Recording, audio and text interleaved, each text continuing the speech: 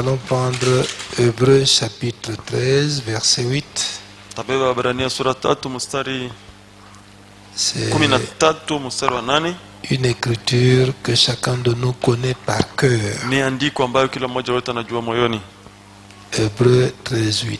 Waebrania 13:8. Et nous lisons: Natusome. Jésus-Christ est le même hier, aujourd'hui et éternellement. Yesu Kristo ni yeye yule jana, leo na hata milele. Amen. Nous pouvons nous Amina. asseoir. Tunaweza kukaa.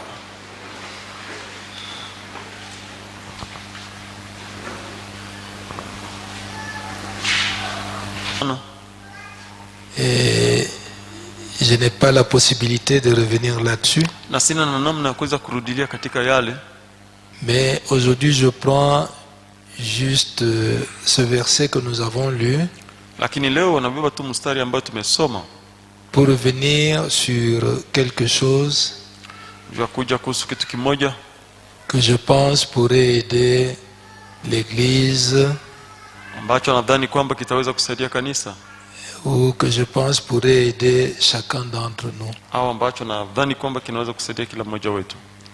Vous savez, il y a beaucoup de choses que nous devons apprendre. Mnajua kuna vitu mingi ambavyo tunapaswa kujifunza.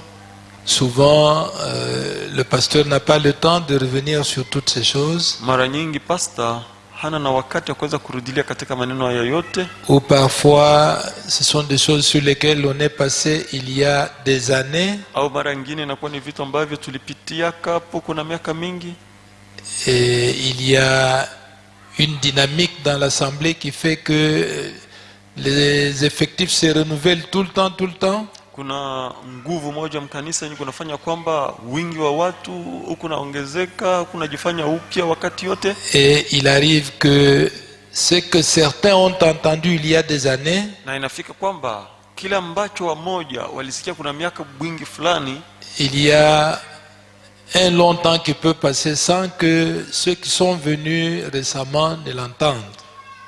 kunaweza kuwa wakati mmoja mrefu ile inaweza kupitika bila kusema wale walikuja nyuma wapate kusikia. C'est ainsi que des fois ça pose des problèmes, Mara nyingine inakuwa naleta mambo, mais je crois avec l'aide de Dieu, lakini naamini kwamba na usaidizi wa Mungu on peut prendre le temps quand on en a de revenir sur certaines petites choses. tunaweza kuibeba wakati tunapokuwa nayo, ndio kuweza kurudilia kwa maneno kidogo fulani, Comme l'exemple de ce sur quoi nous allons revenir ce soir. sawa mfano ya kile kuhusu kile tutarudilia hapo jioni.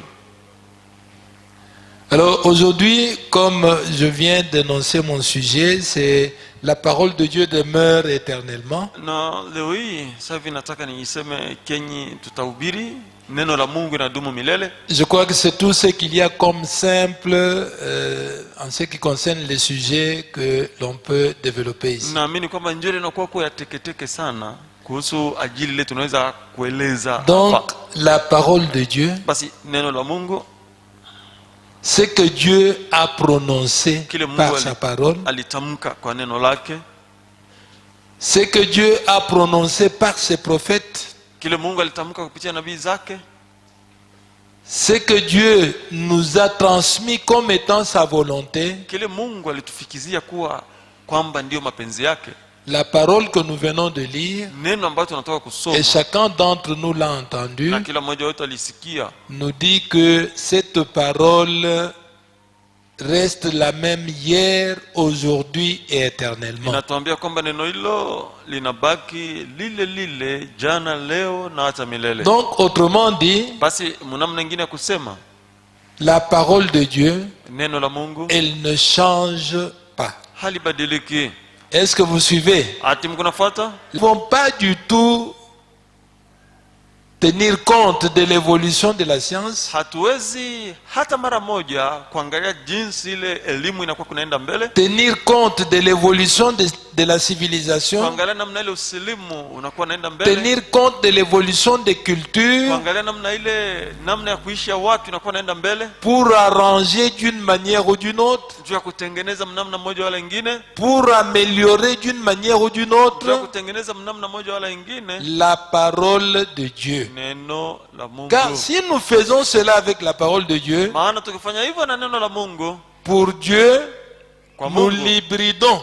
tunaichanga na vitu vingine. C'est-à-dire nous la mélangeons avec les autres Ni choses. kusema tunaichanga na vitu vingine. Et que vous suivez, Ati Mungu nafuata, c'est tout ce qu'il y a de plus simple comme sujet. Je peux même après ça dire Amen, Amen et nous partons. njoo inakuwa kuwa ya teketeke sana, ile tunaweza kusema kama ajili. Parce Na que kisha hiyo tunaweza tu kusema amina na tunaenda. ce n'est pas difficile à saisir. Sababu ina kigumu sana, ina nguvu Quand bien kuishika.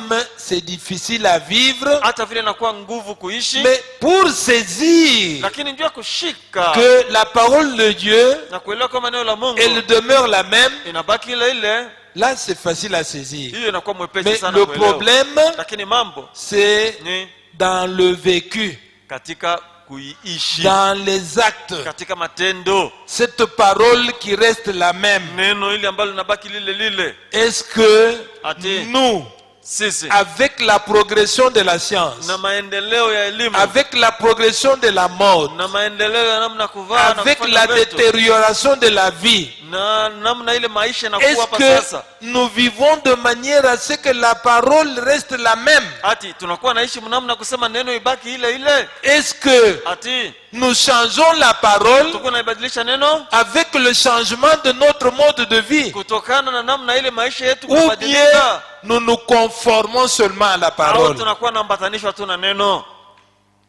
La parole de Dieu, Neno la Mungu c'est une parole qui doit demeurer éternellement, ni neno ambayo inapaswa kudumu qui reste milele, la même hier, aujourd'hui et éternellement. ambayo inabaki ile ile jana, leo na hata milele.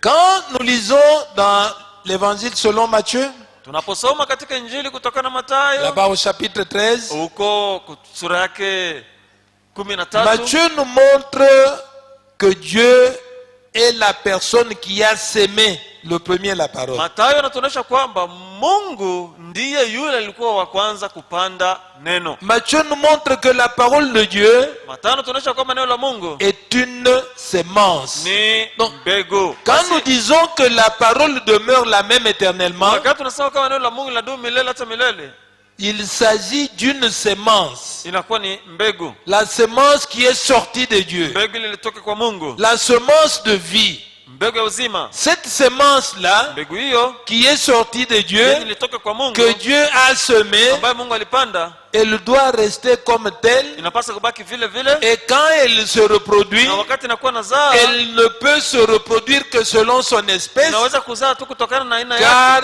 rien, selon les lois de Dieu, ne peuvent pas la changer. maana hamna chochote kutokana na sheria za Mungu yenye inaweza kubadilisha hayo. Dieu, Mungu il est celui qui a sémé la première semence. ni yeye yule ambaye alipanda mbegu ya kwanza, Et Matthieu nous montre qu'après que Dieu ait sémé, na Mathayo anatuonyesha kwamba kisha Mungu hupanda. l'ennemi est sorti aussi Adui naye alitoka pour s'aimer une autre semence, ndio ya kupanda mbegu ingine, une semence de discorde, mbegu ya itilafu, pour contredire ndio ya Dieu, kuweza kumpinganisha pour Mungu, semer la confusion ndio ya kuleta mvuruko entre ce que Dieu veut kati ya kile Mungu et anataka ce que lui aussi veut, na kile yeye naye pour adui troubler anataka. les enfants Ndio de kuweza Dieu. kuvuruga watoto wa Mungu.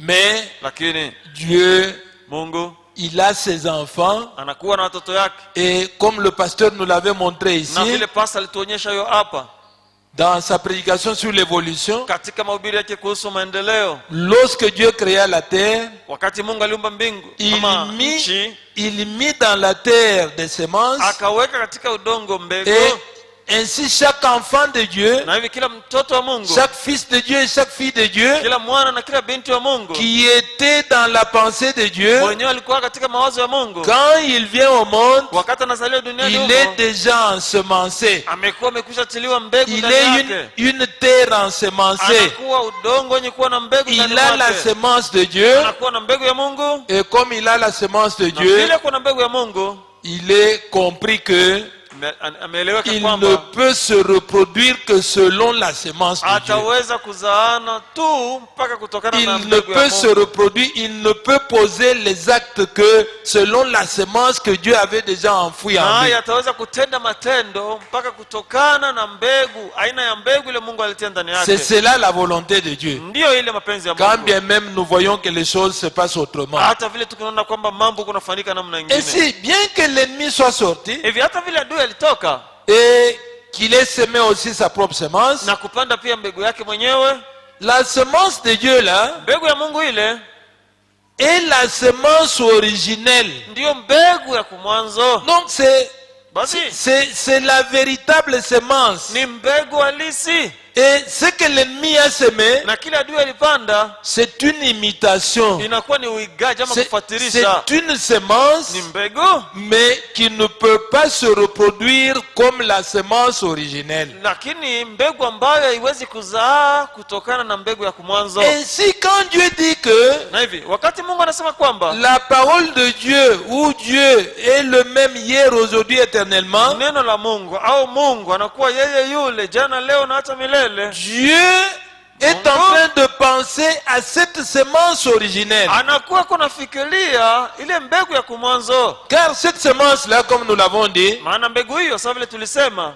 c'est une semence qui ne peut pas s'altérer. ni mbegu ambayo haiwezi kuharibika, C'est une semence qui ne peut pas se ni pervertir. mbegu ambayo haiwezi kuharibishwa C'est namna une yoyote, semence qui doit se reproduire selon son espèce. ni mbegu ambayo inapaswa kuzaa kutokana na jinsi yake, Quel que soit le nombre des années qui passent. ijapokuwa wingi ya miaka ile inapita. Là-bas en Égypte, Kule Misri ils ont eu à un moment donné de famine. kwa wakati mmoja fulani walipata njaa, Et Dieu leur avait envoyé Joseph le prophète, na Mungu aliwatumia Yusufu nabii qui avait prophétisé, qui leur avait montré ce qu'il fallait faire pour éviter la famine. ambaye aliwaonyesha kenye iliwabidi wafanye ndio kuepuka Et njaa. cette famine devait durer, Na njaa hiyo ilipaswa kugawia muda 7 ans. mrefu, miaka 7, peut-être un peu plus. saa zingine miaka mingi kupita ile. Mais lorsqu'ils ont cultivé, Na wakati walilima ils ont gardé les semences de walichunga blé. mbegu ngano Dans- na wanaichanga, Ils changent leur génome. Je ne sais pas si wanabadilisha ile hali yake ya on parle kindani de génome dans les kabisa, semences, je ne sais pas. Et puis, kisha ils les altèrent wanaiharibisha, et wanaigeuza ils font kabisa, des semences améliorées. na wako nafanya mambegu yenyewe inakuwa na matabia Dans cette parole, ya yulu sana il nous kupita ile est ingine. interdit de créer des semences améliorées. Katika neno hii imetukatazwa kweli kufanya mambegu ile inakuwa ya mzuri kupita ile ya kumwanzo, De parler de manière à améliorer la parole. au kusema mnamna ya kutengeneza neno. Dieu Basi Mungu veut que sa parole reste comme il l'a prononcée. anataka kwamba neno lake libaki mpaka Car- vile aliitamka. Si elle reste comme il l'a prononcée, Maana likibaki vile yeye aliitamka, elle produira les effets que Dieu attend. neno hiyo italeta matendo ile Mungu kanongoja, C'est alors qu'elle nous na sanctifiera. ndipo pale Et itatutakasa, c'est alors qu'elle nous prendra pour nous amener dans na ndipo l'enlèvement. pale itatuweva ndio kutupeleka katika unyakuo. Ainsi, mon frère et ma soeur, Ndugu na dada yangu, William Branham donne un autre exemple. William Branham aleta mfano mwingine. Il parle d'un petit oiseau là, le rouge-gorge. Anasema kuhusu ndege moja kidogo mwenye kuwa na shingo nyekundu. Donc, je ne sais pas si tout le monde connaît ce que c'est que le rouge-gorge. Sijui kama mtu wote anajua kenyeo kinakuwa ule ndege. Dans ma langue, cet oiseau-là s'appelle, Shingo l'oiseau dont nyekundu. je veux parler ici s'appelle Katenda. Katenda, je ne sais pas, en Swahili ça s'appelle comment. Ule ndege mu lugha yangu anamuita katenda. C'est Sijui un Mswahili tout kama petit anamuitaka oiseau. je. Ni kandege kamoja kadogo. Un tout petit oiseau. Kadogo sana. William Branham dit que William Branham anasema on avait pris ce petit oiseau-là, walibebaka ndege mdogo huyo on les avait mis dans une cage. na waliwatiaka katika kisangaa kimoja. Une génération est passée. Kizazi moja kilipita. Une génération est Kizazi passée. kingine kilipita. Une génération est Kizazi passée. kingine kilipita. Des générations sont passées. Vizazi vilipita. Gardées dans une Walikuwa cage. kuchungiwa katika kifungo. Mais lorsqu'on a laissé, on les a laissés pour aller dans la nature, Lakini wakati waliwafungua na kuwaacha ili waende katika on maumbile, les a suivis. waliwafuata. Lorsque cet oiseau a eu besoin de pondre les œufs, Wakati ndege huyo alikuwa na haja ya kutia mayai, il a fait un nid alifanya kisangaa après avoir été gardé des années et des années et des années dans une cage. kisha yeye kuchungwa miaka na miaka na miaka mkifungo. Il n'avait pas perdu asikupoteza le naturel que Dieu avait mis en lui. kile Mungu alikuwa sakutia ndani mwake kama kiasili. Le temps wakati n'avait pas perdre à ce petit oiseau là haikufanya kama ndege mdogo huyu apoteze les dispositions naturelles que Dieu avait placées en lui. utayarisho wa asili ambao Mungu alikuwa sakutia ndani yake Que pour pondre les œufs, kama ndio kuweza kuweka mayai pour produire les enfants, wala ndio kuzaa watoto, il faut qu'il fasse un nid. inafaa afanye Et kisangaa. un nid, on le fait comment? Na kisangaa afanya On kaje? va prendre une feuille ici, yani moja on huko, prend une feuille là-bas, on vient tisser, anakuja na on suka, tisse, on tisse, na suka, et puis on met ces oiseaux kisha là-bas. anatia mule mayai yake na watoto wake. La parole de Dieu, Neno la Mungu le temps ne l'altère pas. wakati haiwezi kuharibisha. La parole de Dieu, Neno la Mungu les conditions humaines ne l'altèrent pas. hali ya wanadamu haiwezi kuharibisha. La parole de Dieu, Neno la Mungu le pouvoir de l'homme uwezo wa mtu de changer les choses kubadilisha vitu ne devrait pas changer la parole de Dieu. basi kubadilisha neno la Mungu. Est-ce que vous suivez? Ati mko nafuata? Mon frère et ma sœur, Ndugu yangu na dada yangu, je ne sais pas pourquoi j'ai choisi ce petit sujet, sijui kwa nini nimechagua ajili ndogo hiyo, mais je voudrais que chacun de nous comprenne lakini nataka kila mmoja wetu aelewe que kwamba le Seigneur Jésus-Christ, Bwana Yesu Kristo qui nous a appelés, mwenyewe alituita, qui est cette parole, mwenye kwa neno qui hili veut entrer en nous, anataka kuingia ndani pour yetu, produire en nous une vie, ndio kuleta ndani mwetu pour uzima nous moja préparer et venir nous enlever, na kuja kutunyakua. il ne change pas. Habadiliki. Il a parlé Alisema et il s'est arrêté na là-bas. alisimamia pale. Maintenant, nous ne devons pas changer ce qu'il a dit. Sasa sisi hatupaswi kubadilisha kile alisema. Nous devons nous conformer à ce qu'il a dit Tunapaswa kutembea mpaka mkile pour alisema, que cela puisse nous aider. ndio kusema ipate kutusaidia.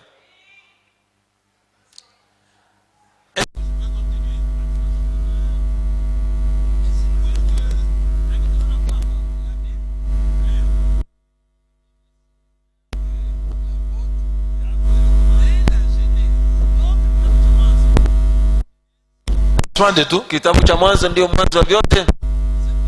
Parle de cette semence originelle. Biblia hiyo inatuambia mambo ya mbegu hiyo ya mwanzo. Et si vous lisez Matthieu, Matthieu va finir par nous dire que les semences là, ce sont les hommes. Na mkimsoma Mathayo atafikia mkutuambia kwamba mbegu hizo, Quand Dieu est sorti pour s'aimer, wakati Mungu alitoka ndio il a kupanda, semé les hommes. aliwapanda watu. Et le diable aussi, quand il est sorti pour Na s'aimer, Ibilisi wakati alitoka ndio il a kupanda, semé les hommes. alipanda pia watu. Donc sur cette terre Basi ici, kwa hii dunia hii il y a des enfants de Dieu wanakuwa watoto wa Mungu et il y en a qui ne sont pas aussi enfants de na Dieu. wanakuwa pia wale wana watoto wa Mungu. Mais il y a une semence originelle, Lakini kuna mbegu moja ya mwanzo qui est le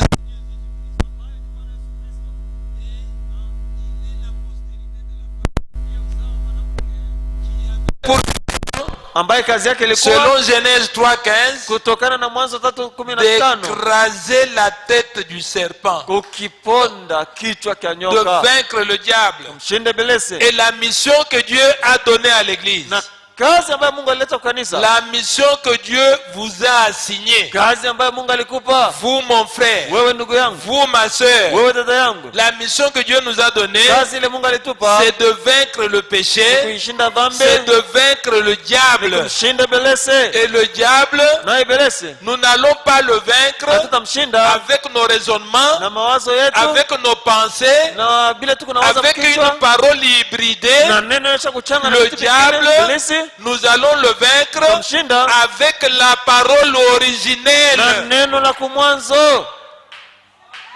Si moi je viens ici Kama mimi nakuja et je hapa commence à vous donner mes na pensées, mimi naweza kumpatia mawazo yangu, vous ne vaincrez jamais le diable avec mes hamtamshinda pensées. kamwe Ibilisi na mawazo yangu. Si moi je viens ici Kama mimi nakuja hapa et je développe très bien les choses, na mimi nasema vitu mzuri sana, ce que je développe là, lakini vile niko nasema vile, vous ne pouvez pas les trouver dans ce qui a été dit, kama mwezi kuvipata mbile Dans- bilisemewa, dans ce que Dieu a dit, vile Mungu alisema, nous ne vaincrons pas le diable. hatutamshinda Ibilisi. Le diable, Ibilisi Pour le vaincre, ndio kuweza kumshinda, il faut le vaincre avec le il est écrit. inafai kumshinda na imeandikwa. Branham a dit, Branham alisema la pensée humaine ne vaincra pas le diable. wazo mwanadamu haiwezi kumshinda ibilisi. Même si c'est beau, Hata kama iko mzuri, même si c'est joli, hata kama iko nzuri sana, même si c'est peint, hata kama sio ipenta mzuri, Même- kusemina. tant que c'est la pensée humaine, Wakati wote ni mawazo ya ça ne mwanadamu, nous amènera pas à la victoire. haitatupeleka ama kutufikiza Et kushindi. le pasteur a pris beaucoup de temps ici Na pastor alibeba wakati pour mingi nous hapa montrer comment vaincre. juu ya kutuonesha jinsi ya kuweza Pour kushinda. vaincre, Kushinda nous vaincons avec la parole. tuko na shinda na neno, Avec la parole que Dieu a donnée aux prophètes. na neno ambayo Mungu alipatia manabii, Avec la parole de Dieu. na neno la Mungu. Mon frère et ma soeur. Ndogo na dada yangu, Ainsi, hivi cette semence mbegu hiyo originelle, ya kumwanzo, j'insiste sur originelle, nasema kabisa njoo ya ile ya kumwanzo devait venir par Ève. ilipasa kuja kupitia Hawa. Mais vous savez pourquoi Ève n'a pas produit la semence originelle? Lakini mnajua kwa nini Hawa akuzaa mbegu ya kumwanzo? Le prophète dit que Nabii anasema kwamba il ne l'a pas fait, elle n'est pas arrivée à le faire hakufikia mkufanya hivyo à cause de l'hybridation. kwa sababu ya mchango. Dieu lui avait donné la parole, Mungu alimpa neno, mais lakini quelqu'un est venu, mtu mmoja alikuja il lui a dit autre chose que la... sana. En tant que fils de Dieu, Kama wana wa Mungu nous devons écouter la parole de Dieu, tunapaswa kusikia neno la Mungu, la croire, kuiamini, la mettre en pratique, kuiweka katika et tendo. c'est tout. Basi Nous ne devons pas avoir de longues oreilles hatupaswi kuwa na masikio mrefu pour écouter ce que les autres disent, njoo ya kusikia vile wengine wako nasema, même si c'est arrangé de n'importe quelle façon. hata kama wanaitengeneza mnamna ya viru gani. Dieu Mungu nous a donné sa parole alitupatia neno lake, et notre salut na wokovu wetu dépend de cette parole. utazamia neno hiyo, Notre rédemption Ukombozi wetu dépend de cette parole. utazamia neno hiyo, Notre bénédiction Baraka yetu dépend de la parole de utazamia Dieu. neno la Mungu, Notre guérison Uponyaji wetu dépend de la parole de utazamia Dieu. neno la Mungu. Entendre, Kusikia, écouter, kusikia kweli, reconnaître tambua et vivre la parole de na Dieu, kuishi neno la cela Mungu, nous donne la victoire. hiyo inatupa ushindi. Sinon, Kama sivyo, comme Ève, sawa vile Hawa, nous n'allons pas reproduire la semence originelle. hatutazaa mbegu ya kumwanzo. Je voudrais quand même le lire un peu. Ninataka nisomeko La parole parlée, la semence originelle. neno ndilo mbegu ya kumwanzo. J'aurais bien voulu lire à partir du paragraphe 100. Ningetaka kweli kuisoma kuanzia kifungo chake 100. Je vais un peu vite. Taenda kwa mbio, Je suis devenu très lent. nimekuwa polepole sana. La vieillesse, c'est pas bien. Hein? Uzee sio kitu kizuri, Il faut être comme un jeune là. inafai kuwa sawa kijana, Parler sans avaler la salive. kusema bila kumeza mate, Pour dire beaucoup de choses dans peu de temps. njoo kusema vitu mingi wakati kidogo. Maintenant, moi, je suis devenu un 33 tours. Sasa mimi nakuwa 33 tu. Mais pour l'épaule. C'est doucement Alors, pour arriver à dire beaucoup de choses, il faut beaucoup de temps. njoo kufikia mkusema vitu mingi nafaa wakati mingi. Alors que le Wakati soir, ile. comme ça, on n'a pas beaucoup de temps. Jioni kama hivi hatuna na wakati mingi. Écoutez ce que William Branham dit. Msikie kile William Branham anasema. Maintenant, Sasa souvenez-vous, kumbukeni, chaque parole de Dieu est la semence originelle. kila neno la Mungu ni mbegu ya kumwanzo. Quand c'est sorti de la bouche de Dieu, Wakati imetoka kwa kinywa cha Mungu c'est la semence ni originelle. mbegu ya Il kumwanzo. ne faut pas l'hybrider. Haifai kuichanga. Quand vous l'hybridez, Wakati unaichanga, la vie s'en va. uzima unaenda. Quand il reste originel, Wakati nabaki mpaka vile ya il y a la kumwanzo, vie, mnakuwa il y uzima, a la puissance, mnakuwa il y a nguvu, le pouvoir, mnakuwa uwezo, tout est là-dedans. yote nakuwa mule ndani. Une semence originelle, Mbegu ya kumwanzo en elle là, ndani yake il mule y a un pouvoir de germination. mna uwezo wa kuchipuka. Il faut se Seulement que le soleil tombe inafai tu jua ipige et que pale la pluie tombe, na mvua inyeshe, vous verrez que utaona kwamba elle va éclore et elle va Kubujika. pousser. na itaota, Parce que ce pouvoir sababu est uwezo là-dedans. huo unakuwa mle ndani Et elle va na grandir itakomala, et puis elle va porter les fruits kisha tazaa parce matunda, que les fruits sont là-dedans. sababu matunda yanakuwa mle ndani yake. Quand vous Lakini, l'hybridez, wakati unaichanga vous tuez la vie. unaua uzima. Vous pouvez la planter, Unaweza kupanda hayo même si vous mettez des barils et des barils d'eau, hata kama unaweka maji ya bwingi ya namna gani, elle ne va pas pousser. haitaota, Parce que vous avez détruit la vie. sababu iliua na kuharibu uzima lilikuwa ndani yake. Et la parole de Dieu, Na neno la Mungu, la parole parlée de Dieu, neno lilo neno la Mungu, c'est ça la semence originelle. ndiyo linakuwa mbegu ya mwanzo. Parole parlée. Je voudrais Neno iliyosemwa, que vous nataka compreniez que mupate kuelewa kwamba la Bible, Biblia c'est la parole écrite. ni neno ilishakuandikwa, Et la parole parlée, lakini neno c'est celle lililosemwa qui a été prononcée par Dieu ni lile lilitamkwa na au Mungu travers de son prophète. kupitia nabii wake. Et cette parole qui a été prononcée par Dieu au travers de son Na prophète, neno hilo ambalo lilitamkwa na Mungu c'est kupitia nabii ça wake la semence qui contient Ndio la vie. mbegu yenye kuwa na uzima ndani yake. Si moi je dis quelque chose Kama mimi nasema kitu que le kimoja prophète n'a pas dit, ambacho nabii akusema, ça ne va pas vous donner la vie. haitakupa uzima, Parce que sababu le message, ujumbe William Branham dit William Branham que ce anasema n'est pas le message de deux personnes. kwamba sio ujumbe wa watu Quand wawili. Dieu avait choisi Moïse, Wakati Mungu alimchagua c'était Musa, Moïse et Moïse seul. alikuwa ni Musa na Musa peke Même yake. Josué, Hata Yoshua qui était là avec lui, mwenye alikuwa pale naye non, il n'avait pas la parole. hakukuwa na neno.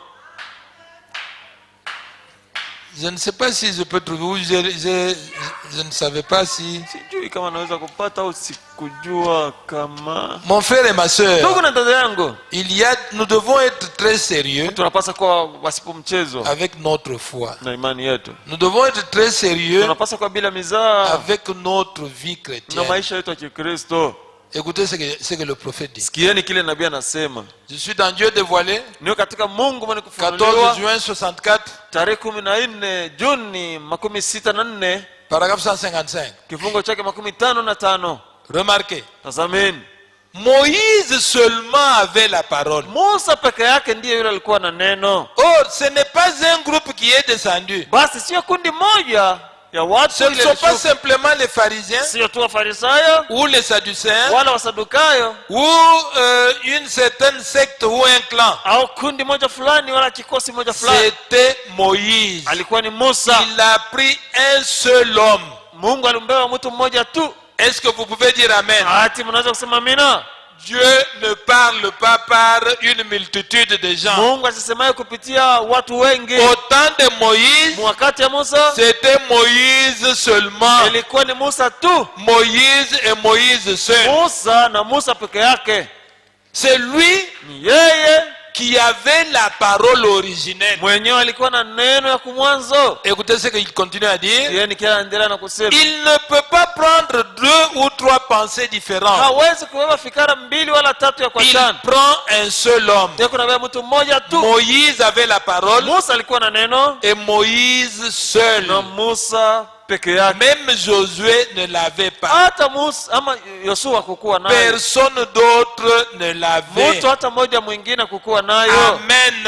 Amina. Josué était un général. Yoshua alikuwa jemadari. Josué était un commandant de l'armée. Yoshua alikuwa kamanda wa jeshi. Josué était un croyant, Yoshua alikuwa mwamini, un chrétien. Kristo. Mais Moïse était un prophète. Lakini Musa alikuwa nabii. Aujourd'hui, Leo il y a beaucoup de chrétiens, beaucoup de croyants tunakuwa dans les Wakristo bancs wengi, waamini wengi wanaokaa mubiti, qui prétendent avoir la parole, wale wako nasema kwamba iko na qui neno, peuvent même corriger leur pasteur, wale wanaweza hata kumnyorosha pasta qui wao, peuvent, comme on nous l'a dit l'autre fois, là, wanaweza sawa vile alituambia mara il iliyopita, quitte le banc anatoka mubiti et il devient na pasteur. anakuwa pasta.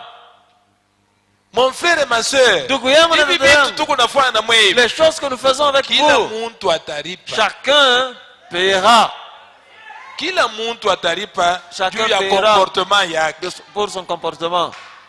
Dieu, Mungu il a parlé seulement par un homme. alisema kupitia mtu mmoja tu. Même Josué qui était le général, Hata Yoshua mwenye alikuwa Dieu jemadari, n'avait pas parlé par Mungu lui. asikusema kupitia yeye. Il était un croyant, Alikuwa mwamini, il était un chrétien, alikuwa Mkristo, mais lakini Moïse, lui, était le prophète. Musa yeye alikuwa nabii. La parole ne peut pas venir à Josué Neno haiwezi kumjia Yoshua comme dans l'église. sawa vile mkanisa. Dieu parle le pasteur. Mungu anasema Dieu kupitia pastor. parle le berger. Mungu anasema kupitia mchungaji. Mais aujourd'hui, Lakini leo nous pouvons trouver dans les églises, tunaweza kupata makanisa, le berger parle. mchungaji Il y anasema, a quelqu'un aussi quelque part là-bas kuna mtu mwingine fasi moja qui kule, parle. ule na yeko anasema. Vous répondrez. Utasamba, utajibu juu ya ile, Parce que c'est ça la parole originelle. sababu hiyo ndiyo neno la C'est kumwanza, ça qui donne la vie. ndio yenyewe kunaleta uzima. Écoutez un peu. Sikia kwanza, Il dit, sema Moïse était, elle doit venir à Moïse.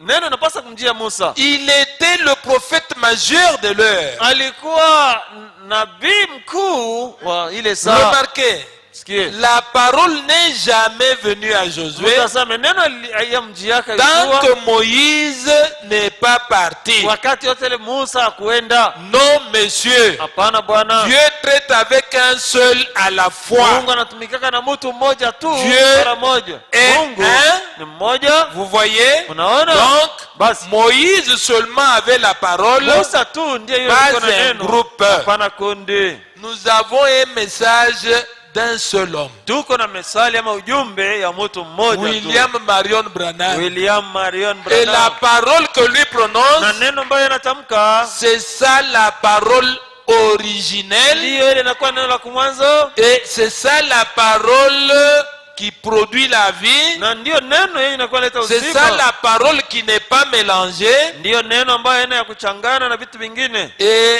c'est ça la parole de Dieu. na ndiyo neno la Mungu. Ainsi nous voyons que Hivi tunaona kwamba Ève rata de produire la parole originelle Hawa alikosaka kuzaa neno la à kumwanzo cause du fait qu'il avait hybridé la parole, kwa sababu ya vile alichanga neno na vitu vingine, à cause du fait qu'il était impatient, qu'elle était impatiente. kwa sababu ya vile alikosa uvumilivu. Le prophète nous dit, Nabii anatuambia dans le message sur l'adoption, katika ujumbe kuhusu kufanya wana ni que mamlaka, ce qui nous fait rater beaucoup de choses, kwamba kenye kinakuwa natupusisha vitu mingi c'est l'impatience. ni kutokuvumilia. Vous priez aujourd'hui, Naomba leo, vous voulez que Dieu vous donne aujourd'hui. unataka Non. Mungu akupe mpaka leo. Même Daniel, Hata Danieli quand il avait prié, wakati aliombaka il a dû attendre combien de jours, vous qui aliongoja lisez la masiku Bible? ngapi? Ninyi ambao mnasomanga Biblia, Combien de jours? masiku ngapi? 21 jours. Masiku Mais makumi vous, mbili vous na priez moja. aujourd'hui Lakini wewe naomba leo et vous voulez na que unataka kwamba le pasteur a prié pour vous ce soir. pasa alikuombea hii jioni, Vous voulez que unataka demain matin, kesho quand vous vous asubuhi réveillez, wakati vos unaamka poches sont déjà pleines. mifuko yako ikuwe yenye kujaa.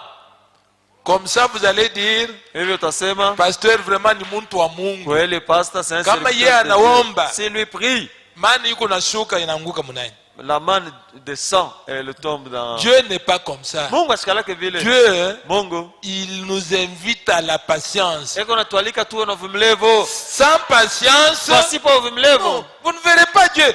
hautamwona Mungu. La parole de Dieu dit que Neno la Mungu nasema kwamba la patience de Dieu, uvumilivu wa Mungu c'est même ça notre salut. ndiyo ile inakuwa wokovu Mais wetu. beaucoup de gens ici Lakini watu wengi hapa ne sont pas patients, hawana na uvumilivu comme Ève. sawa vile Hawa. Et ce manque de patience Na kukosa kwa uvumilivu huko fera que utafanya kwamba vous ne saurez pas reproduire la parole originelle. hautaweza kuzaa neno ya kumwanzo. Et après Ève, Na kisha c'était Hawa Sarah qui devait reproduire la parole kwani Sara originelle. ule alipaswa kuzaa neno la kumwanzo. Sarah douta de la parole. Sara akaona shaka juu ya neno, Comme beaucoup d'entre nous ici sawa vile wengi kati yetu hapa doutent de la parole. weko na shakia neno. Elle ne crut pas au programme de Dieu. Sara kuamini programu ya Elle Mungu, regarda son corps. aliangalia mwili wake. Moi, Mie huyu vieille comme ça, hivi niko est-ce que mzee, je peux encore avoir le plaisir avec mon mari? ati naweza tena kusikia mzuri na Mais mume wangu. quand Dieu a parlé, Wakati Mungu alisema, quand Dieu a promis wakati Mungu que aliaga ceci va arriver, kwamba que kitafika, je vais vous donner telle et telle chose, kama nitapa kitu fulani kitu mon fulani, frère et ma wewe soeur, na dada yangu, notre devoir, maposo yetu après que Dieu ait parlé, kisha Mungu kusema c'est de croire et d'attendre. ni kuamini La na réalisation. kungojea timiliko. Mais Sarah avait douté. Lakini Sara Comme beaucoup d'entre wana nous shaka, sababu vile wengi kati yetu sont en train de douter. wanakuwa iko naona shaka Et avec le doute,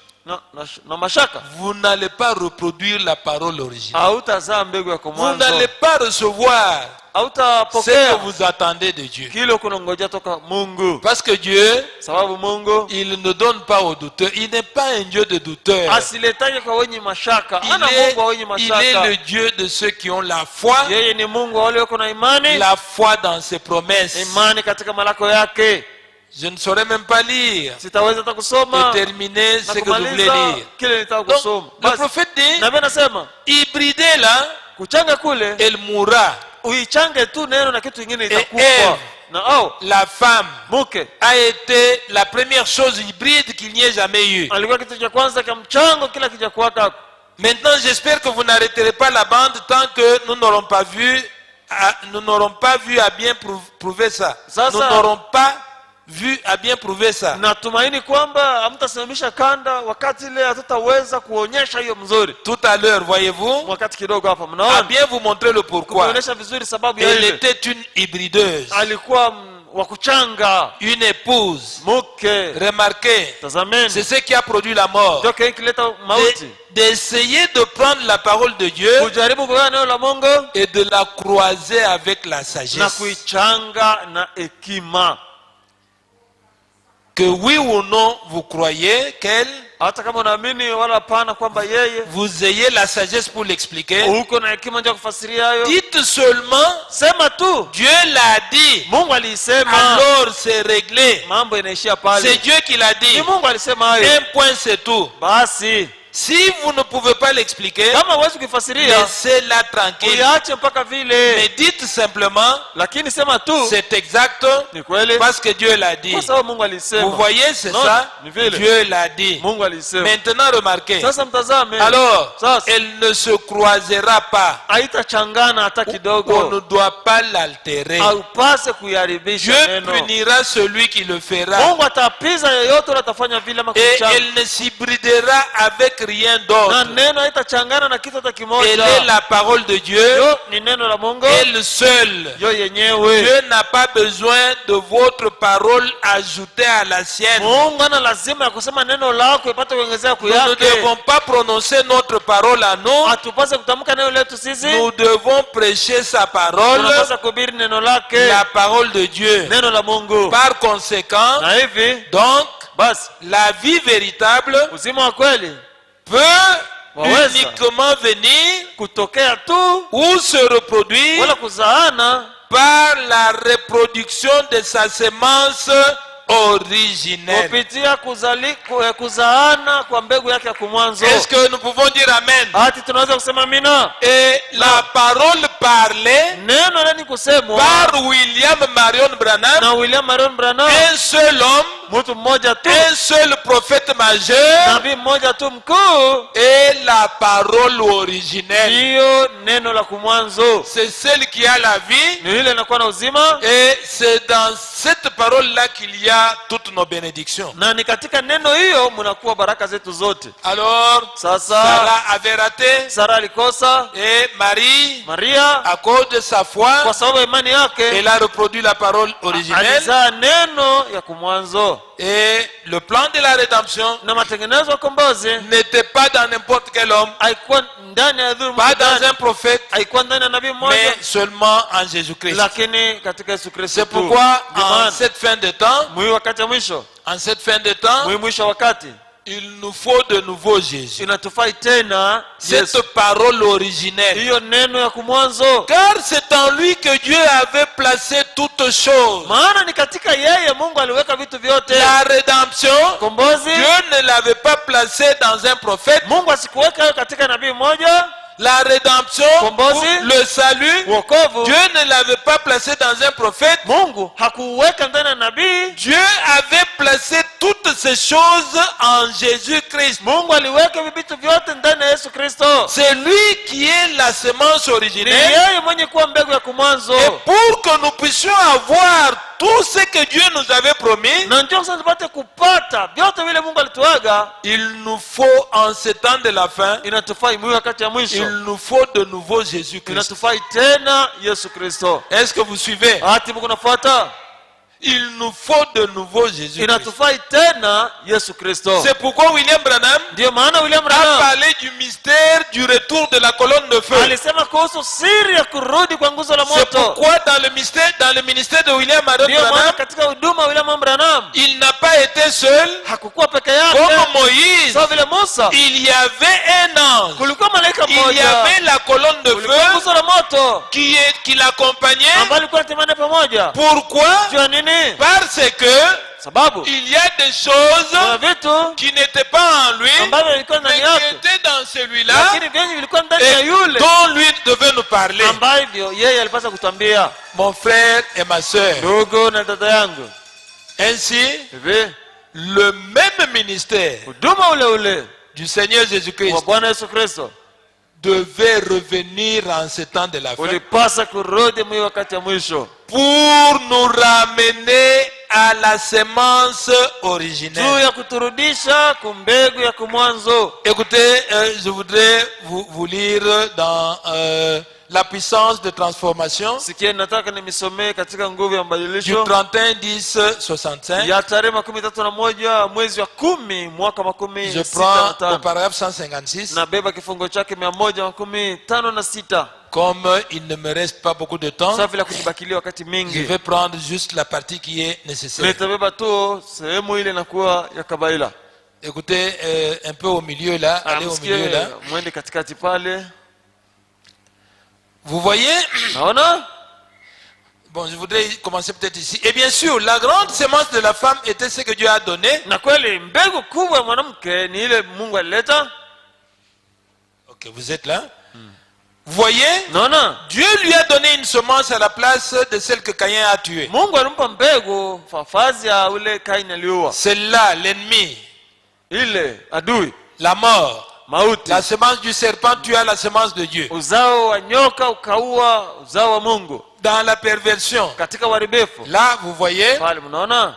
Dieu a désigné Mungu alichagua à travers la femme kupitia mwanamke une semence mbegu moja qui est Christ. yenye kuwa Vous Kristo. voyez? Unaona?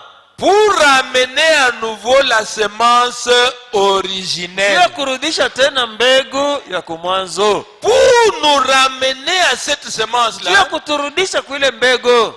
Dieu n'a pas désigné un pasteur. Mungu asikumchagua pasta mmoja. Dieu n'a pas désigné Kanku Chiswabantu. Non. Mungu asikumchagua Kanku Chiswa Bantu, hapana. Dieu n'a pas désigné Nkongolo David. Non. Mungu hakumchagua Kongolo David, hapana. Dieu n'a pas désigné un évêque quelque part. Non. Mungu hakuchagua askofu moja Dieu pasta n'a moja, pas hapana. désigné un pape à Rome. Non. Mungu hakuchagua papa moja Kurumi, hapana. Pour nous ramener à la semence Juu originelle. ya kuturudisha kumbegu ya kumwanzo. Pour nous ramener à Jésus-Christ. Juu ya Parce que c'est lui la kuturudisha kwa semence Yesu Kristo, originelle. sababu ni yeye anakuwa mbegu ya kumwanzo. Pour nous ramener à quelque chose qui nous donne la vie. Juu ya kuturudisha kitu kimoja kile kinatupatia uzima. Quelque chose qui nous délivre de la mort. Kitu kimoja kile kinatuokoa toka Quelque mauti. chose qui nous délivre du péché. Kitu kimoja kile kinatuokoa toka Quelque dhambi. chose qui nous guérit. Kitu ambacho kinakuwa natuokoa. Quelque chose qui nous bénit. Kitu kile kinatubariki. Quelque chose qui nous donne le Kitu rachat. kile kinakuwa natupatia ukombozi.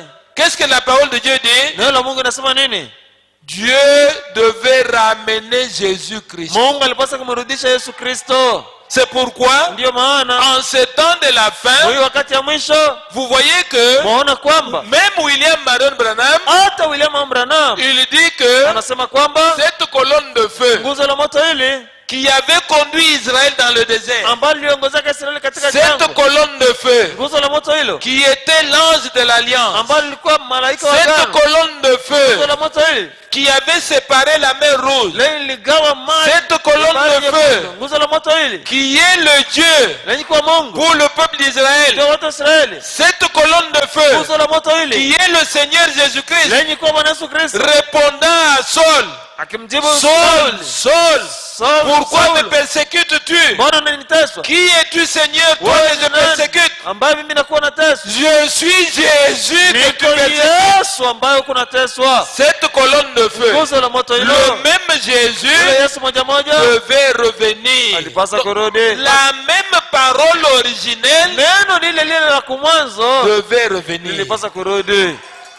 Mon frère et ma soeur, Ndugu yangu na dada yangu, c'est ainsi que cette parole ici, ndio hivi neno ile ce n'est pas une parole que n'importe qui peut manipuler. sio neno ambayo adhuru nani anaweza kutumia. Pourquoi? Kwa nini? C'est Dieu lui-même. Ni Mungu yeye mwenyewe, C'est Jésus-Christ ni lui-même. Yesu Kristo yeye mwenyewe, C'est celui qui a créé les cieux et la terre. yule aliyeziumba mbingu C'est na celui nchi, qui a traversé la mer ni rouge. yule alivuka bahari nyekundu, C'est celui qui a séparé la mer ni rouge. yule aligawa C'est bahari nyekundu, celui qui a vaincu les ni Philistins. yule aliyewashinda Wafilistini. C'est tout ce que vous connaissez comme puissance. Ndiyo yote leo mnajua kama Dont la nguvu. Bible parle, Biblia yako nasemezea c'est cette parole ni ici. neno ile. Elle est venue pour vous, Nilikuja kwa ajili yako, pour moi, kwa ajili yangu, pour vous mon frère, yako wewe ndogo, pour tous les enfants de Dieu, watoto wa Mungu, afin de nous donner la vie. njoo kwanza kutupatia uzima. Et ainsi, Na hivi pour qu'elle nous donne cette vie-là, sasa tupatie uzima huo, il ne faut pas l'hybrider. haifai kuichanga na kitu Il ne faut chochote, pas la mélanger avec votre haifai pensée. kuichanga na mawazo mengine,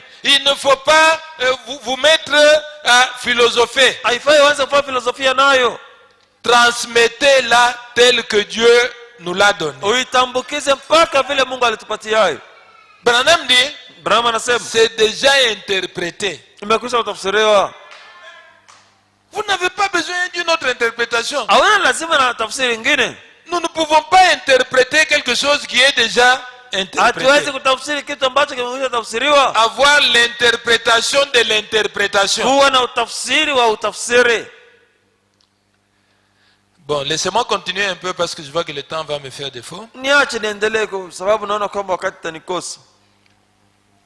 Donc, Basi ce message, ujumbe huu c'est le retour du Seigneur Jésus-Christ ni lui-même. kurudi kwa Bwana Yesu Kristo mwenyewe. Ce message, Ujumbe huu c'est Jésus-Christ ni lui-même. Yesu Kristo yeye mwenyewe, Et Jésus-Christ, na Yesu Kristo, moi, je ne peux pas prétendre avoir un ministère mimi siwezi kusema kama niko na huduma et commencer à le manipuler. na kuanza kuitumia hayo. Non, Pas. je ne peux pas prétendre avoir un ministère Siwezi kusema kama una huduma et commencer à l'interpréter. kuanza kuitafsiri. Je ne peux pas prétendre avoir un ministère Siwezi kusema kama una huduma et dire kusema que, kwamba bon, je suis aussi Jésus. niko na mie pia Yesu. Si je fais ça, Nikifanya hivyo je deviens antichrist. na kuwa mpinga Kristo, Je deviens l'ennemi de Dieu. na kuwa adui wa Mungu. Je voudrais prendre Dieu puissant dévoilé devant nous. Nataka nibe mahubiri Mungu mwenye nguvu aliyefunuliwa mbele yetu. Vous pouvez le trouver. Mnaweza Je prends, kuipata. c'est un message du 29/6/64. Ni tarehe tarehe 26 mwezi wa Vous sita, avez quelle version, papa? 6:8. Shekinah. Ok, lisons Shekinah. Tusome basi Shekina. Si vous lisez Shekinah, c'est au paragraphe 158 et 159. Kama ni Shekina ni kifungo chake 158 na Si vous avez la 159. voix de Dieu, Kama mko na la voix de Dieu, les premières brochures là, c'était 100 pages et c'était 100 paragraphes. ni matamko 100, C'est à la page 29. ni ukarasa wake 29. Mais si vous avez la voix de Dieu avec paragraphe, Lakini kama kuna la voix de Dieu yenye iko na matamko, je crois que ça doit être au paragraphe 133, 134. nadhani kwamba inapaswa kuwa kutamko 133 na 134. Alors je prends, comme ils ont Shekinah, je prends Shekinah. Sasa vile uko na Shekina, mimi na Paragraphe 158. kifungo chake 158. Eh bien, Naam. c'est exactement ce que l'Église a fait. Ni kweli kweli kile ambacho kanisa lilifanya. Elle est passée par Luther, Ilipitia kwa Luther, Wesley, Wesley. et maintenant, Na sasa elle revient au grain originel. narudi kupunje ya kumwanzo.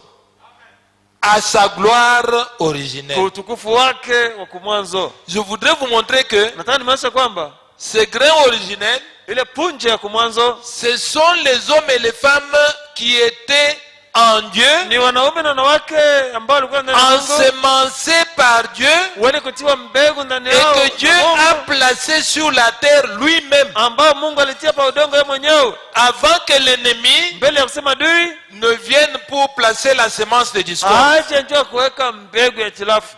Si vous avez été dans la main de Dieu Kama ulikuwa mkono wa Mungu et que Dieu vous a placé sur cette na terre Mungu alikutia pa udongo huu pour que vous croyiez ce message, ili upate kamili ujumbe huu, vous êtes béni ma soeur, unakuwa unabarikiwa vous dada êtes yangu, béni mon frère, unakuwa mbarikiwa ndugu yangu, car Ma. en ce temps de la ni fin, wakati ya mwisho Dieu Mungu lui-même, yeye mwenyewe il est revenu merudi pour être votre ndio conducteur. kuwa kiongozi wako, Il est revenu merudi pour être celui qui prend soin de vous. ndio kuwa yule kuna Il kutunza, est revenu merudi pour vous donner la ndio victoire. kupatia ushindi. Alors, tenez fort à cette parole. Kamata nguvu neno hiyo, Mettez de côté vos pensées. weka pembeni mawazo yako, Mettez de côté mes pensées. weka pembeni mawazo Mettez de yangu, côté les pensées d'un homme. weka pembeni mawazo ya mtu, Mes pensées, mawazo yangu, vos pensées, mawazo yako les pensées d'un homme na mawazo ya vont mwanadamu mwingine. hybrider la parole Itachanga et cela neno va nous tuer. na hiyo itatuua, Mais si nous nous accrochons à la parole de lakini Dieu, tukikamata tu neno la Mungu nous aurons la vie. tutakuwa na uzima. Écoutez ce qu'il dit. Sikieni kila ninasema,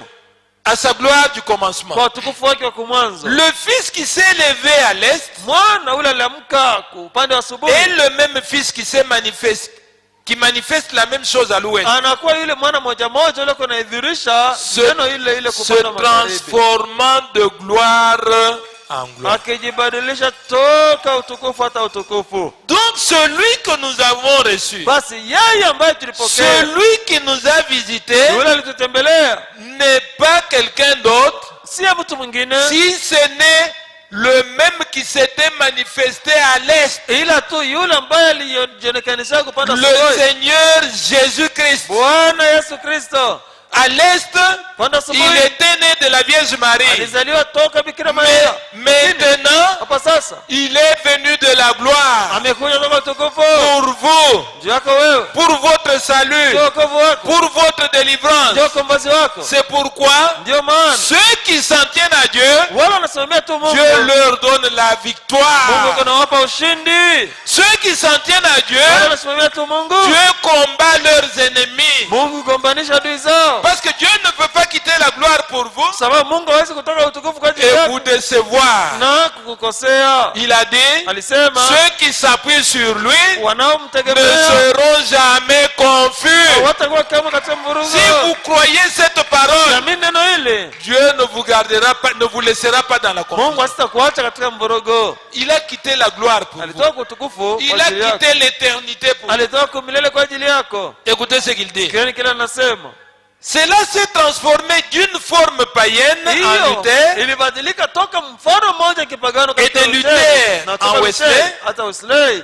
et de Wesley na toka Wesley jusque dans le pentecôtisme kufika hata katika et kipentekoste ainsi de suite, na kadhalika, se transformant de gloire en gloire, ibadilika toka utukufu hata utukufu, produisant la manne cachée. kizaa maana ni kufichwa. Et lorsque vous mangez cette manne cachée, Na wakati unakula maana hiyo ni kufichwa, elle vous donne la vie, nakupa non uzima, pas pour un jour, sio kwa siku mais moja, la vie pour toujours. lakini Et uzima wa à milele. présent, Na sasa cela est mûr hiyo na hivya pour qu'il soit ramené exactement ndasema rudishwa kweli kweli tel qu'il était au commencement. mpaka vile alikuwa kumwanzo. Écoutez maintenant. Sikia sasa, Son même ministère, huduma wake ule ule, le même Jésus. Yesu ule ule. Est-ce que vous suivez? Ati Mungu unafuata Le ministère qui a prononcé cette parole, huduma ambao ulitamka neno hiyo, c'est pas le ministère de William Branham. sio huduma wa William Branham. Celui qui a prononcé cette Yule parole, alitamka neno hili, Branham n'a servi que de voile. Branham yeye alikuwa tu ni kifuniko. Branham, il a prêté son corps à Jésus. Alikongosha mwili wake kwa Yesu. C'est Jésus qui a parlé. Ni Yesu alisema, C'est Jésus qui a ni agi. Yesu alitenda, C'est Jésus qui sauve. ni Yesu C'est unaokoa, Jésus qui ni guérit. Yesu unaponya. Le même ministère huduma ule qui ule était à l'est, wenye waliopanda asubuhi, le même Jésus Yesu ule ule qui était à l'est, mwenye waliopanda asubuhi, la même puissance nguvu ile ile qui était yenye waliopanda asubuhi, le même Saint-Esprit Roho Mtakatifu ule ule qui était à l'est, ule alikuwa kupanda asubuhi. tout cela, Ile yote c'est ça que Dieu a amené ici aujourd'hui. ndio kile Mungu ameleta leo hapa. Est-ce que vous pouvez dire Amen? Hata mnasema amina. Est-ce que nous pouvons acclamer le Tunaweza Seigneur? kushangilia jina la Bwana. Dieu, Mungu aujourd'hui, leo il ne nous a pas confié entre les mains des théologiens. asikutuweka mikono ya wanateolojia. Dieu, Mungu aujourd'hui, leo il ne nous a pas confié asikutuweka mikono entre les mains ya des religieux. watu wa kidini. Dieu, aujourd'hui, Mungu leo il est venu lui-même alikuja yeye mwenyewe pour s'occuper de ses propres ili enfants. kutazamia watoto yake Et mwenyewe. comment il le fait? Hapo anafanya hiyo je? Il se cache derrière une chair humaine. Anajificha nyuma ya mwili mmoja Il se mwanadamu. cache derrière un corps Anajificha nyuma ya mwili mmoja pour prendre soin des siens. ndio kuweza kuwatunza wenye kuwa wake. Sachez que Jueni kwamba tout ce que vous pouvez recevoir de Dieu aujourd'hui, yote linaweza kupokea toka Mungu leo. vous ne l'aurez pas du ciel, ça ne va pas tomber du ciel. Hautaipata toka mbinguni, haitaanguka toka mbinguni. Sachez que Jueni kwamba vous êtes malade, kama uko mgonjwa, Dieu enverra quelqu'un pour prier pour vous. Mungu atatuma mtu mmoja ndio kukuombea. Dieu se fera chair Mungu atajifanya mwili pour vous apporter la guérison. ndio kukuletea ponyaji. Vous avez faim aujourd'hui. Kama kuna njaa Dieu leo, se fera Mungu chair atajifanya mwili pour vous donner la ndio nourriture. kupatia chakula. Vous avez une difficulté Kama aujourd'hui. kuna magumu leo, Dieu se fera Mungu chair atajifanya mwili pour vous aider. ndio kusaidia. Mais Dieu, Lakini le même Jésus, Ule Yesu moja moja, le même Jésus, ule Yesu moja moja avec, il ne dit pas le même ministère, son même ministère, lakini huduma wake ule ule, le ministère qu'il avait là, huduma ule alikuwa nao, c'est celui qui est venu aujourd'hui. ndio yule amekuja nao leo. Le même Jésus là, Ule Yesu moja c'est moja celui qui est ici ndio aujourd'hui. yule kwa hapa leo. La même puissance, Nguvu ile ile, le même Roho Saint-Esprit. Mtakatifu ule ule, Écoutez, Sikieni. le même qui est descendu le jour de la Pentecôte, yule alishuka siku ya Pentekoste, le même qui est descendu ule alors que il y avait 120 disciples dans la chambre haute. ambaye alishuka wakati ulikuwa wanafunzi 120. Il est venu comme des langues de feu. Alikuja kama ndimi za moto Et il s'est posé sur chacun. na alikajwa kila mmoja. La parole de Dieu dit, Neno la Mungu nasema le même qui était descendu le jour de la Pentecôte. ule ambaye alishuka siku ya Pentekoste, Pas quelque chose de différent. hapana kitu kimoja kia kuachana. Le même qui était descendu ce Ule jour-là alishuka ile siku et le même Saint-Esprit na ndiye yule qui Roho est Mtakatifu manifesté aujourd'hui. mwenyewe anakuwa anadhihirishwa leo. Est-ce que nous pouvons acclamer le Seigneur? Tunaweza shangilia Bwana. Mon frère et ma soeur, Ndugu yangu na dada yangu, il est revenu pourquoi? alirudi juu ya nini? Pour nous amener à la semence Juu ya originelle, kutupeleka kumbegu ya kumwanzo, celle qui était dans les mains de ile Dieu, ilikuwa kama mkono ya Mungu, celle que Dieu a placée sur la ile Mungu terre. alitia pa dunia ama pa C'est udongo. pourquoi si vous êtes un fils de Dieu Ndio maana kama wewe ou ni mwana wa une fille Mungu de Dieu, wala binti la Mungu, soyez jaloux de cela. uwe na bwivu ya ile. Aimez le Seigneur pour cela. Pende Bwana juu ya ile. Mon frère et ma soeur, Ndugu yangu na dada yangu, ce n'est pas un fait bénin haina mambo moja ya ovyo que Dieu vous ait aimé, ama ya bulebule tu kwamba Mungu alikupenda, que dans votre famille là, kama familia yako qu'il mle vous ait choisi vous, alikuchagua wewe, que dans votre village là, katika kijiji qu'il chako vous ait choisi vous, alikuchagua tu que wewe, dans cette ville de wewe Lubumbashi, mmoja wa Lubumbashi qu'il vous ait choisi vous. alikuchagua tu wewe. Ne regardez pas aux vêtements que vous portez, Usiangalie manguo ya ne shakuvana, regardez pas aux difficultés que vous avez. usiangalie matatizo la kunayo. Le salut, Wokovu c'est une prédestination. ni kutangulia kuwekwa C'est makusudiwa. que Dieu sauve, hein. Wale Mungu C'est la anaokoa, parole qu'il avait prédestinée. kile Mungu anaokoa ni neno la tangulia kuweka, Et cette parole est en vous.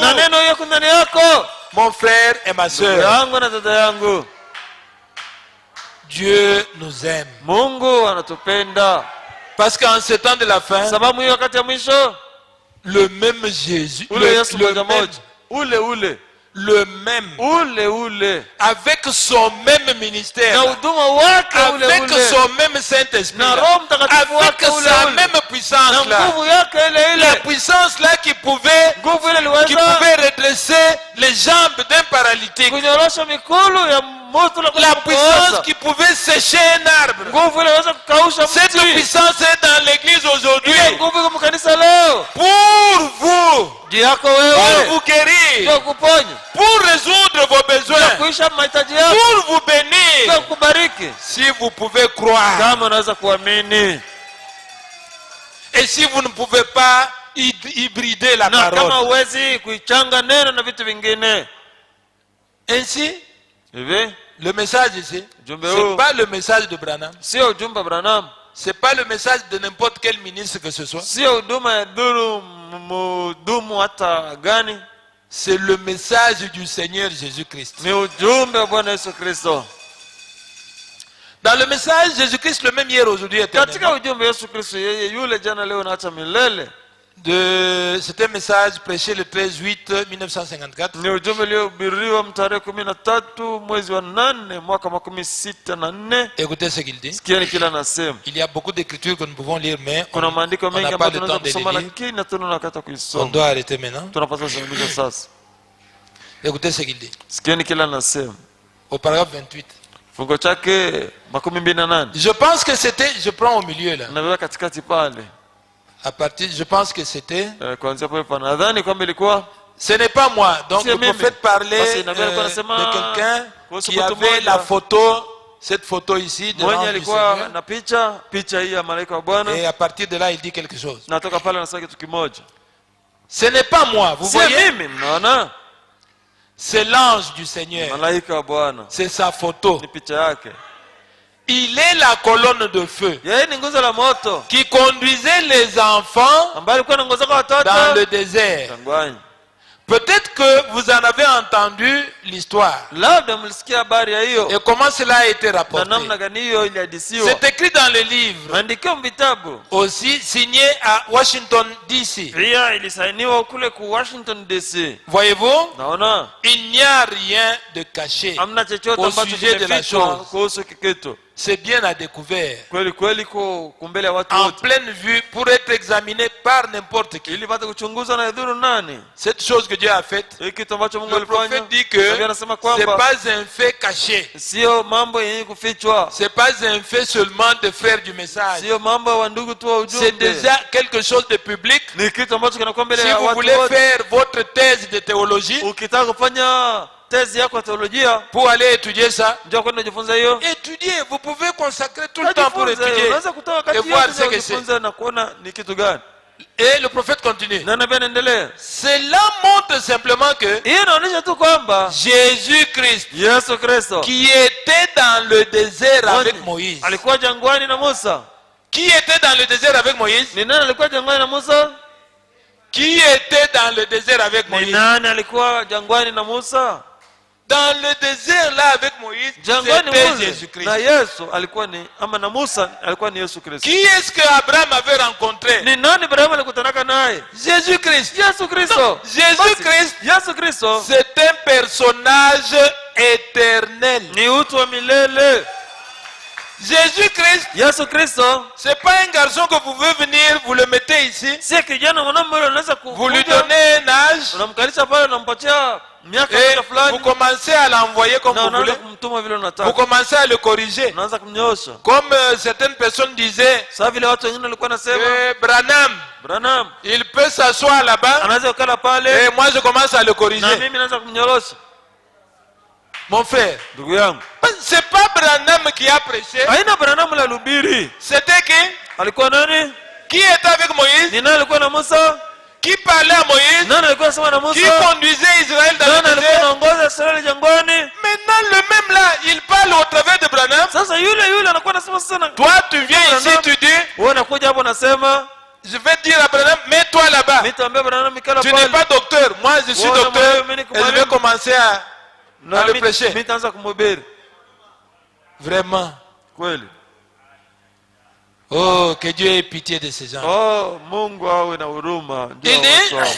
Anasema Jésus-Christ qui était dans le désert avec Moïse, Yesu Kristo mwenye alikuwa jangwani na Musa, qui était sur les rivages de Galilée avec les apôtres, mwenye alikuwa kule pwani ya Galilaya na mitume, est ici à Los Angeles ce soir. eko hapa ku Los Angeles jioni. Quand lui prêchait, Wakati alikuwa anahubiri, le même qui était avec Moïse, yule ambaye alikuwa na le Musa, même qui était avec les disciples, yule alikuwa pamoja na mitume, il était kama là. wanafunzi alikuwa pale. Et aujourd'hui, Na leo il accompagne ce message. anakuwa anatembea na ujumbe huu, Il est dans ce message. anakuwa katika ujumbe Il huu, est avec ce message. anakuwa pamoja na ujumbe huu.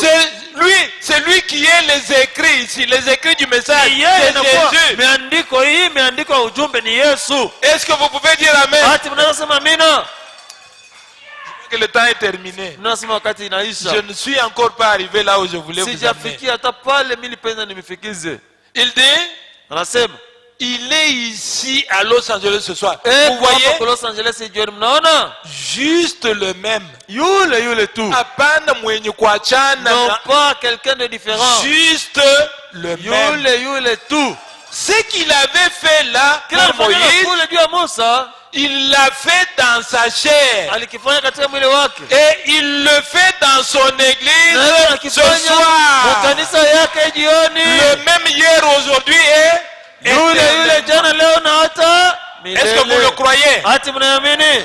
Est-ce que vous le croyez? Hati mnaamini? Quand votre pasteur, Wakati pasta quand le wako, pasteur Anaclem Mbunda se met wakati ici pasta na Clement anasimama hapa et qu'il nous lit ce na message, anaanza kutusomea qu'il ujumbe nous huu, lit la Bible, atusomea Biblia, qu'il prie pour vous, anatuombea, il fait textuellement ce que Jésus avait fait au temps de Moïse. eko anafanya kabisa kabisa kile Yesu alifanyaka wakati wa Ce Musa, que Jésus avait fait quand il était dans le corps de Jésus. kile Yesu alifanyaka wakati alikuwa katika mwili wake wa Ce Yesu, qu'il avait fait Kila à Los fanyaka. Angeles quand il était dans le corps de William Los Branham, Angeles wakati alikuwa katika mwili wa William Branham, il continue à le faire même ce soir. eko anaendelea kukifanya hata hii jioni. Le même Jésus Yule Yesu moja moja entrant dans un homme akiingana na mtu mmoja et répétant ce qu'il avait déjà dit. na akisema tena kile alikuwa kusemaka.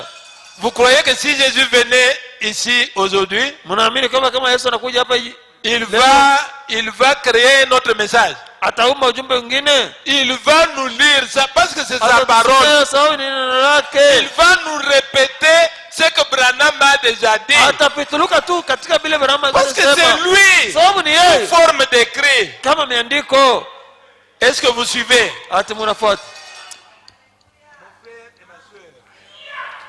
Jésus-Christ, Yesu Kristo il est le même hier, aujourd'hui et anakuwa yeye yule jana, leo na hata je voudrais milele. que quand bien même je ne vais pas arriver à la fin de ma prédication, Nilitaka hata vile sitaweza kufika kumwisha mahubiri yangu, je voudrais que vous reteniez cela. ninataka mkamate hiyo Que le ministère que cet homme avait, kwamba huduma ambao huyu mtu alikuwa nao ce n'était pas son ministère, haikuwa huduma wake, c'était le ministère de qui? ilikuwa ni De huduma wa Jésus-Christ. nani? Wa Yesu Kristo. Mais Jésus l'avait seulement pris comme un corps. Lakini Yesu alimbeba tu sawa mwili, Et ce ministère-là continue jusque ce na soir huduma huo kunaendelea hata hii jioni, avec les Mbunda, na mbonda avec les autres na serviteurs. watumishi wengine. Dieu les prend seulement comme les corps. Mungu kunaweba tu kama mili Pourquoi? vya nene, Pour répéter ce qu'il a déjà parlé. ndio kupituluka mubile amekwisha Pour sema, faire ce qu'il avait déjà fait. ndio kufanya kile alikuwa amekwisha fanya, Parce qu'il avait laissé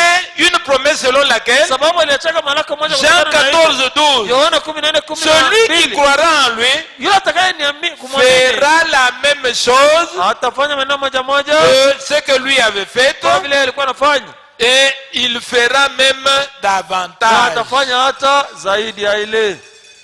Je voudrais lire une ou deux écritures avant de terminer. Nataka nisome mwandiko moja wala mbili mbele ya kumaliza, Pour faire que ça entre encore davantage. ndio kufanya kwamba ingie tena zaidi. Nous prenons l'évangélisation au temps de la fin. Tubebe kupasha habari njema wakati wa mwisho. C'est une écriture que nous lisons toujours. Ni andiko ambalo tunasoma kila mara. Mais je vais la lire aujourd'hui. Lakini nitasoma tena leo. Juste pour essayer de faire entrer très bien ce que nous lisons ici. C'est un message du 3 juin 62. Je vais prendre le paragraphe 63 jusqu'à 64 et j'ajouterai aussi le paragraphe 71. Écoutez ce qu'il dit. Il dit, je prends un peu vers la fin là-bas pour gagner du temps. Nous prenons tout. Chaque âge a eu son message et ses messagers. Tout au long des âges, chaque âge a reçu son message et un messager. Dieu dans chaque dispensation a envoyé quelqu'un loin du Saint-Esprit pour délivrer son message pour cette époque. Chaque fois. Maintenant, nous pourrions revenir en arrière pour donner un peu un arrière-plan. Depuis le tout début, Dieu était le messager. Au début, qui a dit à Adam et Ève, tu mangeras ceci, mais tu ne feras pas cela. C'était là le message. Qui était le messager en Éden? Et le nom de Dieu c'est qui? Qui était le messager en Éden? C'était Dieu. Et Dieu, nous savons que c'est Jésus-Christ. Écoutez maintenant ce qu'il dit au paragraphe 71. Je prends juste... prenons tout le paragraphe. Maintenant, nous sommes au temps du soir. Et les messagers à travers l'âge, nous découvrons qu'au début, quand un messager était envoyé, mal interpréter sa parole ou douter d'une seule parole signifiait l'anéantissement total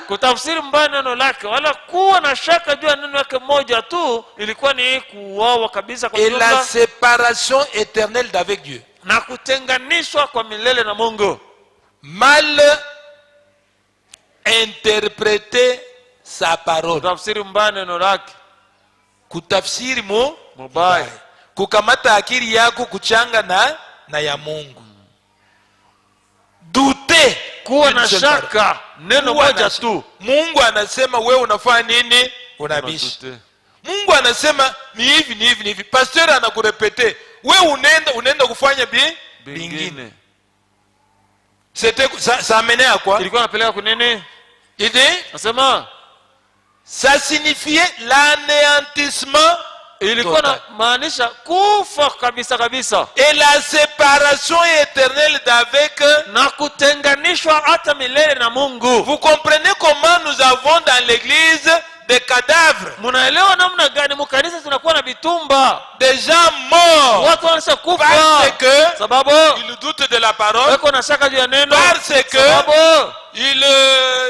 ils interprètent mal la parole, parce que sababu ils mélangent la parole comme ils veulent. wako na changa neno mawazo yao bila Mieux wanataka. valait rester dans les dénominations Ilikuwa hata mzuri ubakie mudhehebu plutôt que de venir ici. badala ya kuja Vous hapa prenez l'engagement unakamata mpango et vous faites des choses qui kisha unaanza kufanya peuvent vitu mettre Dieu en colère. vile vinaweza kumweka Mungu katika sirani. Écoutez, Msikie, mal interpréter la parole de ce messager. kutafsiri neno mbaya ya huyu mjumbe. Et le premier messager était Dieu lui-même. Na mjumbe wa kwanza alikuwa Mungu yeye mwenyewe. Et depuis, Natoka hapo kutokea pale, depuis, tokea pale chaque autre messager mjumbe wote mwingine a été Dieu alikuwa Mungu parlant au travers de l'homme. akisema kupitia mtu. Est-ce que nous pouvons dire amen? Hadi tunasema amina. Ainsi, Na hivi le message de William Marion Branham, ujumbe wa William Branham c'est le message de Jésus-Christ, ni ujumbe wa Yesu Kristo, mais Branham c'est un micro. lakini Branham anakuwa tu Dieu s'en kibuyu. sert comme un micro. Mungu anatumia Comme Dieu se sert de pasteur Mbunda comme un micro. kama vile Mungu anamtumia pastor Mbunda sawa Comme kibuyu. Dieu peut se servir de n'importe quel serviteur qui vient ici comme un micro. Anaweza kutumia dhuru mtumishi gani mwingine anakuja hapa kama kibuyu.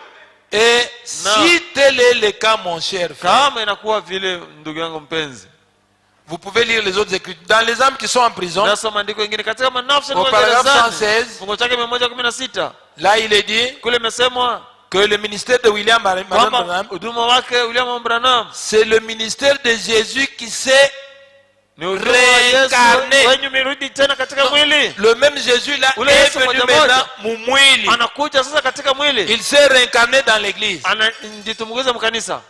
Alors nous voyons que, Na hivi tunaona kwamba maintenant je n'ai plus le temps, sasa ina tena na wakati, lorsque Dieu appelle Jean wakati Mungu anamuita Yohana dans le livre d'Apocalypse mu kitabu cha Ufunuo pour lui montrer les choses qui allaient venir, njoo kumwonyesha vitu vile vilipasa kuja, Jean dit qu'il a entendu une voix forte comme un coup de tonnerre. Yohana anasema alisikia sauti moja ya nguvu sana sawa Il se retourne pour voir c'est quelle voix, c'est qui. aligeuka njoo kuona ni sauti gani, ni nani. Il entend quelqu'un qui lui parle. Akasikia mtu mmoja akasema naye, Je suis l'alpha et... niko alfa na omega. L'alpha c'est quoi? Alfa ni nini? Le commencement. Mwanzo. L'oméga c'est quoi? Omega ni nini? Je suis le premier et le... Niko wa kwanza na wa Je suis celui qui était mort. niko yule alikuwa shakufa, Je suis celui qui vit. niko yule kunaishi, Je suis celui qui vient. niko yule kuna kuja. Il montre que... Basi anaonyesha kwamba Jésus montre que Yesu anaonyesha kwamba il est toujours vivant. eko wakati yote ai, Il est toujours eko wakati yote, il wakati est yote, toujours wakati là. yote, eko wakati yote pale. Quand bien même nous ne le voyons pas, Hata kama tumwone, mais lui est là. lakini yeye kwa hapo Et il se présente comme étant l'éternel. anajionyesha kana kwamba ni Bwana. Et comme Dieu est éternel, Sawa vile Mungu ni milele. Paul parlant aux Hébreux, Paulo akisema na Ibrania chapitre 7, sura yake 7 il dit que sema kwamba les sacrificateurs dans l'Ancien Testament, makuhani katika Agano la Kale, leur sacerdoce ukuhani wao était un sacerdoce limité. ulikuwa ni kuhani wenye kuwa na mipaka. Limité parce que Walikuwa ni mpaka ils sababu mouraient. walikuwa Ils nakufa, étaient limités par le temps. Chacun avait un temps, il mourait. walikuwa Et il est remplacé par quelqu'un d'autre. na kila mtu alikuwa na L'autre wakati. vient, il Alikuwa meurt. anakufa, mtu mwingine Il est anakufa, remplacé par quelqu'un d'autre. mwingine anakuja na L'autre kufa, vient, il meurt. mwingine anamkombola. Mais quand Jésus vient, Lakini wakati Yesu anakuja, il entre dans le sacrifice avec un serment. anaingia katika ukuhani na kiapo. Les autres ne prêtaient même pas serment. Wengine hawakuwa wanafanya hata kiapo. Mais quand Jésus vient, Lakini wakati Yesu il anakuja, entre dans le sacerdoce avec un anaingia serment. katika ukuhani na kiapo. Et la parole dit que Na neno nasema quand il est kwamba entré dans le sacerdoce, wakati aliingia katika ukuhani, il a été dit ilisema qu'il est sacerdoce, il est ministre. kwamba yeye ni mhudumu, Il est ministre ni mhudumu pour toujours hata milele selon l'ordre de... kutokana na utaratibu wa Donc, Melkizedeki. Jésus, lui, quand il entre dans le Yesu sacerdoce, yeye wakati anaingia katika quand il entre ukuhani, dans le ministère, wakati anaingia tu il n'est pas entré utumishi, dans un ministère qui a une fin. asikuingia katika huduma ilikuwa na mwisho. Il est entré dans un ministère pour toujours. Aliingia katika huduma Et kwa lote. Paul dit Na Paulo que le anasema ministère de Jésus kwamba huduma wa Yesu était un ministère non transmissible. ulikuwa ni huduma ambao hauwezi kwenda kwa mtu mwingine. Jésus ne pouvait pas prendre son ministère Yesu hakuweza kubeba et le huduma wake donner. na kunipatia, Et lui, il reste là-bas. na yeye anabakia pale Sans ministère, non. pasipo Il huduma. ne Hapana, pouvait pas prendre son ministère, huweza kubeba huduma donner à wake William na Branham kumpa William Branham, et lui rester sans na yeye ministère. anabakia bila C'est huduma. lui qui a le Ni ministère. yeye kuna Son huduma, ministère n'est pas transmissible. huduma wake hauna kutambuliza kwa Celui mtu qui mwingine. a le Ni ministère, yeye kuna huduma, mais lakini il le fait passer par un homme, yuko na upitisho et kupitia puis mtu par mmoja, un autre, kisha kupitia et mwingine, puis par un kisha kupitia autre, mwingine, mais toujours lui le même lakini Jésus. mpaka yeye yule Yesu moja moja. Est-ce que vous suivez? Hati mnafuata Ainsi hivi, Jésus, Yesu il a un ministère non eko na transmissible. huduma naweza kutambukizwa kwa mtu mwingine. Écoutez, je ne peux pas continuer, il Sikia, est temps. Je ne siwezi veux pas kuendelea. que vous puissiez vous faire arrêter et dire que le Sitaki. pasteur Kankou nous a pris beaucoup de temps. bamibambe munjia na kusema kwamba Pastor Kanku alitumia wakati mingi. Et mon frère et ma soeur, Ndugu yangu na dada j'aurais yangu, bien voulu vous lire encore beaucoup d'écritures. ningetaka kweli kumisomea tena maandiko Mais mengine je mingi, n'ai pas lakini le temps. sina na wakati. Si le Seigneur le permet, Bwana kiruhusu on pourra continuer après. tutaweza kuendelea baadaye, Mais lakini Jésus-Christ, Yesu Kristo il est le ministre à toujours. ni yeye, ni mhudumu wa milele, Il est l'enseignant à toujours. Yeye ni mwalimu wa Il est le milele. prophète à toujours. Yeye ni nabii wa milele. Il est le médecin à toujours. Yeye ni mganga wa Mais milele. il le fait au travers de ses lakini serviteurs. kufanya kupitia watumishi Et wake.